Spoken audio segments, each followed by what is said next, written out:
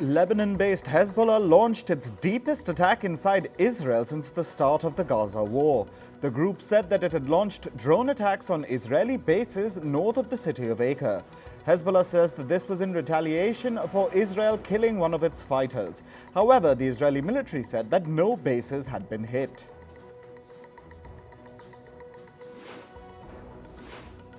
Protests against the Gaza war are now increasing in universities and workplaces in the US. Google has fired 20 more workers who protested against the firm's ties with the Israeli government. The company had earlier dismissed around 30 employees over the same issue. Last week, some of the firm's employees had staged protests at multiple Google offices in the US. They were demanding that Google end its contract with the Israeli government. The US Senate has passed a $95 billion aid package for Ukraine, Israel, and Taiwan. The bill comes after months of delays. It will provide $61 billion in assistance to Ukraine, $26 billion to Israel, and about $8 billion to Taiwan. The bill also paves the way for deliveries of new weapons to Kyiv as soon as this week. US President Joe Biden will sign the bill into law today. Meanwhile, China has opposed the US Senate's inclusion of Taiwan in its aid package. A spokesperson said that the Taiwan issue is China's personal affair and that Beijing will not tolerate any external interference. She urged Washington to stop arming Taipei in any manner. China claims Taiwan as its own territory. However, Taipei denies Beijing's claims. US Secretary of State Antony Blinken has embarked on a 3-day visit to China. His first stop is Shanghai, where he will meet with business leaders. On Friday, he will head to Beijing for talks with his counterpart, Wang Yi. Blinken is also likely to meet Chinese President Xi Jinping in Beijing. Iran's President Ibrahim Raisi arrived in Sri Lanka this morning for a brief state visit. Raisi's trip marks the first visit by an Iranian president to Sri Lanka since April 2008. He's there to inaugurate a $514 million hydropower project. Issues like international sanctions had delayed the launch of the project since 2013. Meanwhile, North Korean state media has reported that the country has sent a delegation to Iran. North Korean officials reportedly arrived in Iran on Monday. No further details have been shared. However, the visit has sparked concerns of nuclear cooperation between Iran and North Korea. Staying with North Korea, the sister of their leader Kim Jong-un has made an announcement. Kim Yo-jong has vowed to strengthen the country's military. She said that Pyongyang will continue to build its military to safeguard the country's sovereignty. Kim Yo-jong has blamed the US military for raising tensions in the region. In recent months, the US and South Korea have conducted a range of military drills. Indonesia's election commission has formally declared Prabowo Subianto the country's next president. Indonesia had gone to polls in mid-February, but the declaration of the final results has been delayed. This is because the two losing presidential candidates had filed appeals. They alleged that there were voting irregularities and demanded a new election. However, Indonesia's top court has shot down the challenges, paving the way for Prabowo's victory. Prabowo is due to take the reins from outgoing leader Joko Widodo in October. Former US President Donald Trump met with Japan's former Prime Minister Taro Aso yesterday. He welcomed Aso at the Trump Tower in New York. The politicians discussed security and economic concerns during their meeting. They also spoke about the importance of the US-Japan alliance. The Trump-Aso meeting comes just 2 weeks after the current US President Joe Biden met with Japan's sitting Prime Minister Fumio Kishida. In Argentina, hundreds of thousands of students took to the streets of Buenos Aires to stage an anti-government march. They were protesting against the government's budget cuts to public universities. The students held up large banners and chanted slogans against President Javier Milei. This was the biggest protest yet against Milei's ongoing austerity measures. In Germany, the police have arrested an employee of the Alternative for Germany political party. This is over suspicions of him spying for China. The employee has been identified as Jian Guo. He worked as an assistant for the AfD's Maximilian Krah. Jian Guo allegedly passed information about negotiations and decisions in the European Parliament to Chinese intelligence. He's also suspected of spying on Chinese opposition figures in Germany. In climate news, Bangladesh is under a brutal heatwave spell. The heatwave has pushed the temperatures to 43 degrees Celsius in the country. According to Bangladesh's meteorological department, high temperatures may persist for the next 72 hours. Schools have been temporarily shut and people have been advised to stay inside. Heavy snowfall has blanketed Finland's capital Helsinki and nearby areas. Southern Finland experienced over 20 centimeters of snowfall. Meanwhile, the northwest regions of Helsinki recorded at least 28 centimeters of snow. The late spring snow halted public transportation for a few hours.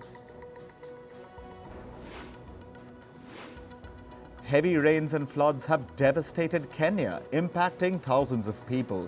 The floodwater has submerged hundreds of houses with people still trapped inside. The water has also destroyed crops, leaving people without their harvests and therefore no food. The Kenyan Meteorological Department has predicted that rainfall will peak this week.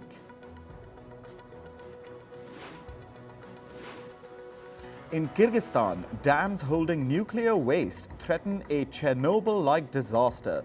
This is according to a joint study by the European Commission and the European Bank for Reconstruction and Development. If the dams collapse, then they will make the region around them uninhabitable. The waste is also close to a river system, which makes it prone to contamination. At least 16 million people risk being affected if the water is contaminated.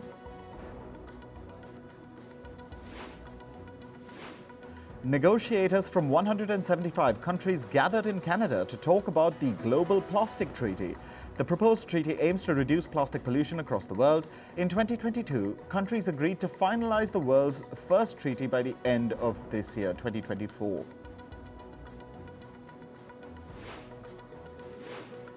Nearly 4 in 10 people in the US are exposed to unhealthy levels of air pollution. This is according to a report by the American Lung Association.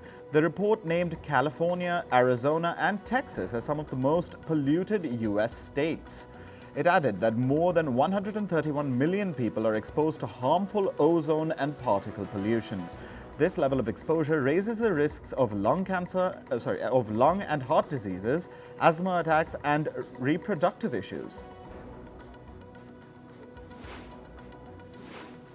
Bill Nelson, the head of the National Aeronautics and Space Administration, or NASA, has urged countries to focus more on addressing climate change. He said that the countries must make changes at a faster pace to mitigate greenhouse gas emissions. Nelson added that NASA satellites are constantly collecting data about the climate. He wants to make that data accessible and educate people on how to use it.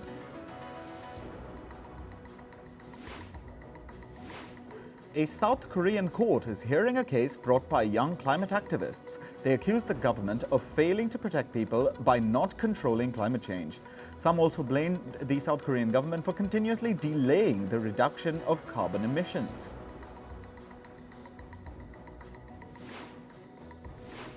On to business and tech news. In the US, a bill that could ban the Chinese social media app TikTok is one step away from becoming law. It's part of the new military aid package for Ukraine, Israel, and Taiwan. There's a section in the bill that calls for the banning of TikTok. The US Senate passed this bill on a landslide vote yesterday, so TikTok could be banned in the US if the app's Chinese owner, ByteDance, does not sell it in 1 year. The bill will now be sent to President Joe Biden for approval. Biden has already expressed his support for the measure, citing national security concerns. iPhone sales in China plunged by nearly 19% in the first quarter of 2024. This is according to a new report by market research firm Counterpart. This marks Apple's worst sales record in China since 2020.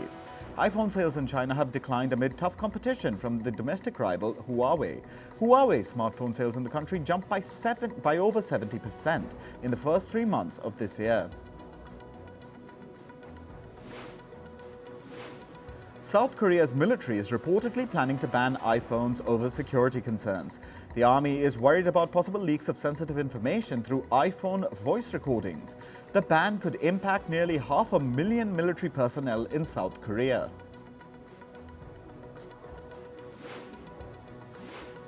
Soft drink maker Coca-Cola has signed a $1.1 billion deal with tech giant Microsoft. Microsoft will provide its cloud and artificial intelligence services to the beverage firm. Under the deal, both firms will also experiment with Microsoft's AI technologies. One of these experiments include allowing Coca-Cola customers to build chatbots using Microsoft's AI platforms. Electric car giant Tesla may start selling humanoid robots by the end of next year. A humanoid robot is one that is human-shaped and expected to perform tasks like a human. Tesla has been working on one such robot that it calls Optimus.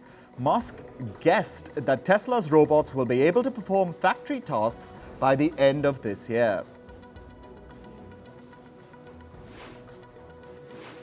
Meanwhile, Tesla has reported a 55% drop in its profits in the first quarter of this year. This is compared to the same period a year ago. The firm's revenue also dropped by 9% in Q1.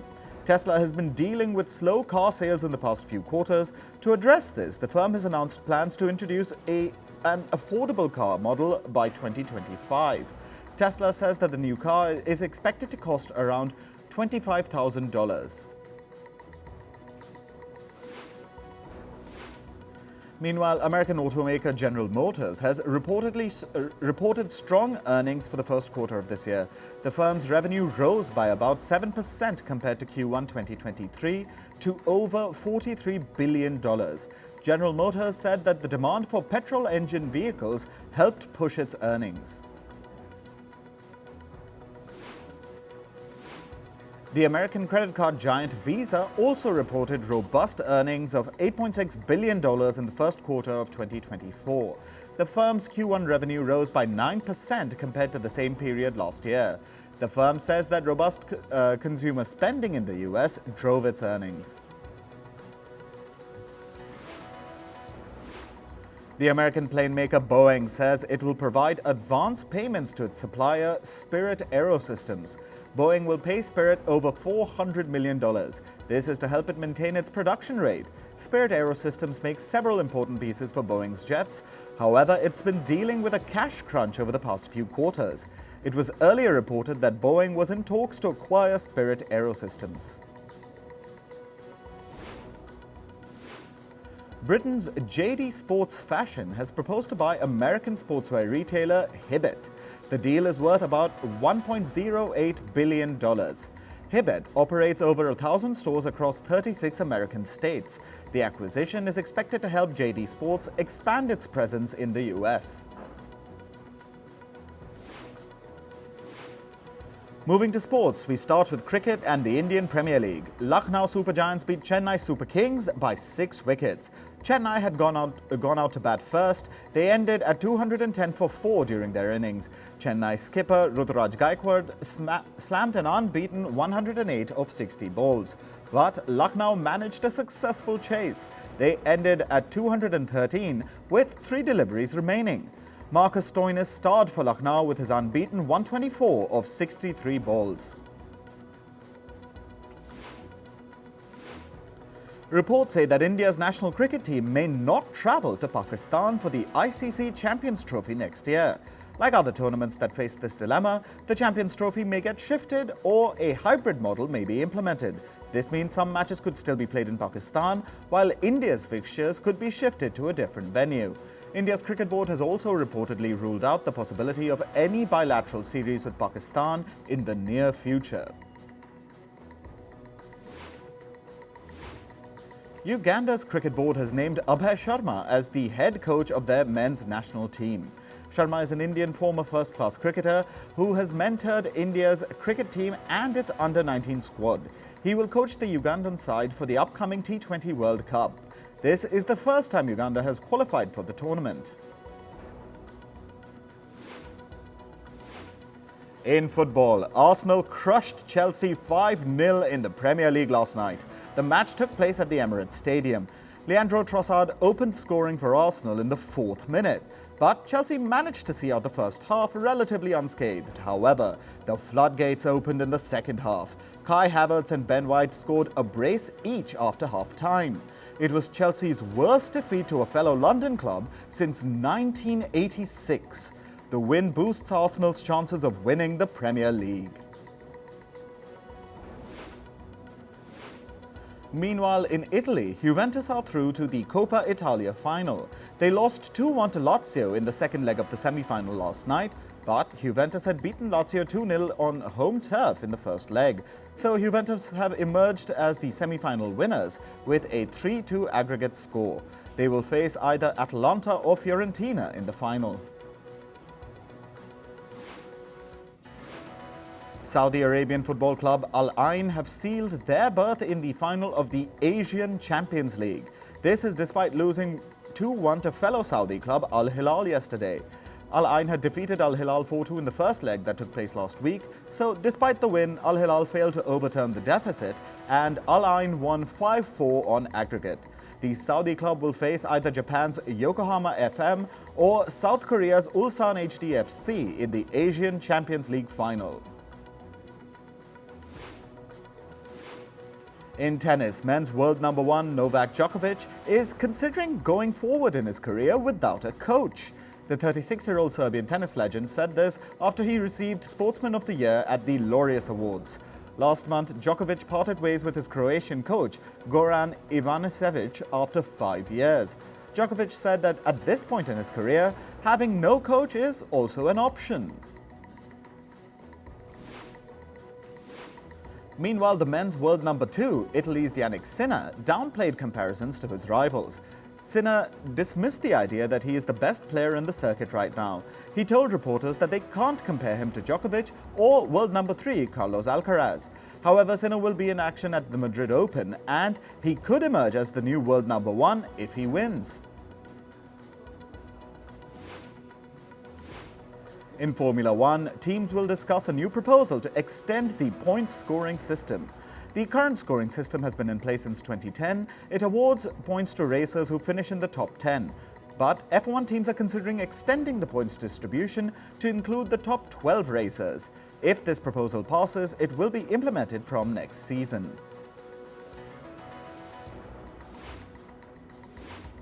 The head of the US anti-doping body has called for an investigation into the World Anti-Doping Agency. The US wants to investigate the global body's handling of 23 positive tests by Chinese swimmers. These results came up during the Tokyo Olympics, but the Chinese swimmers were not sanctioned. The global anti-doping body defended its decision, citing contamination. It concluded that the Chinese swimmers had tested positive for a banned substance accidentally.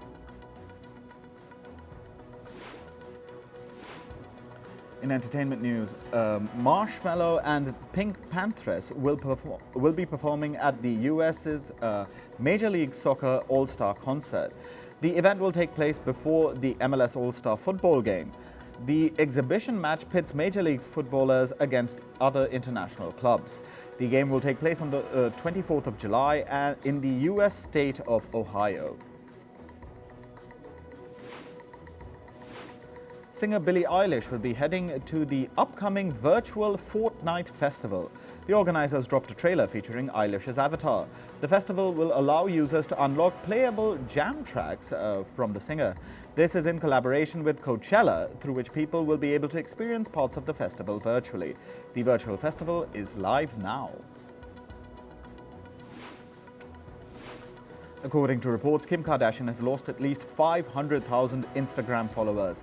This happened after the release of Taylor Swift's song Thank You Amy from the Tortured Poets Department album.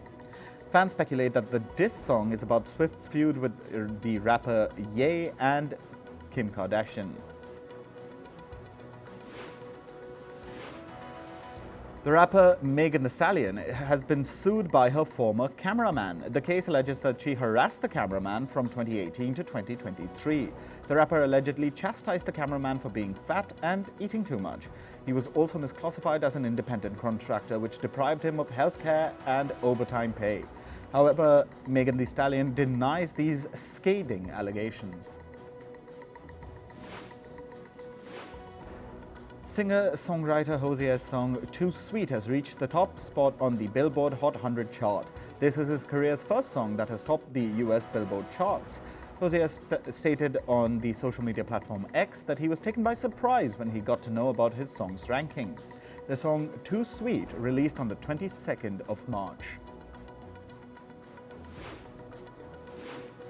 According to reports, rapper Ye, formerly known as Kanye West, is planning to launch an adult entertainment studio. He's been working on this idea for some time now, apparently. Ye has been in contact with film producer Mike Morse to act as the new project's head. The studio might launch this summer.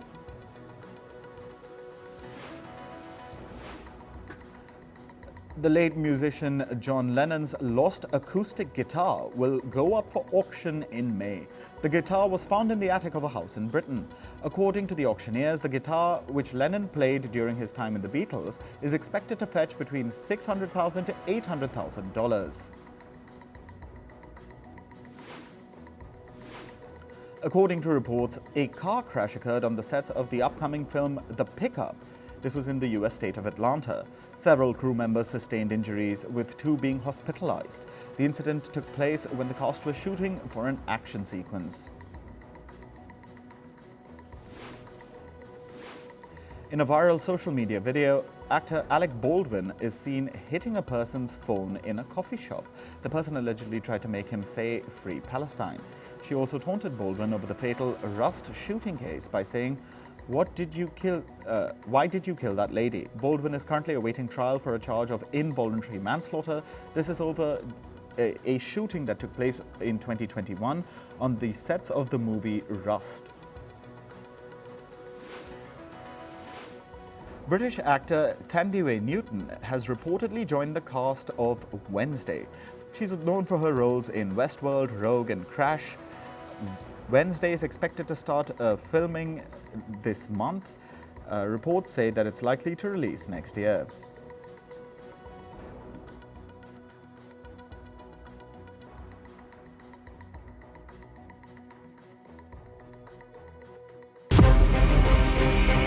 From impeachments to inaugurations, if it's a political story, we are on the scene. The race for the White House is heating up. We're beating Biden. How dare he say that? If it's breaking news, we're live with the latest coverage. From the White House, the State Department, and Capitol Hill, we know the issues, but above all, we know the players to bring you the latest in-depth analysis on all the key stories that we're covering. I'm Eric Ham. Join me from Washington here on Firstpost America.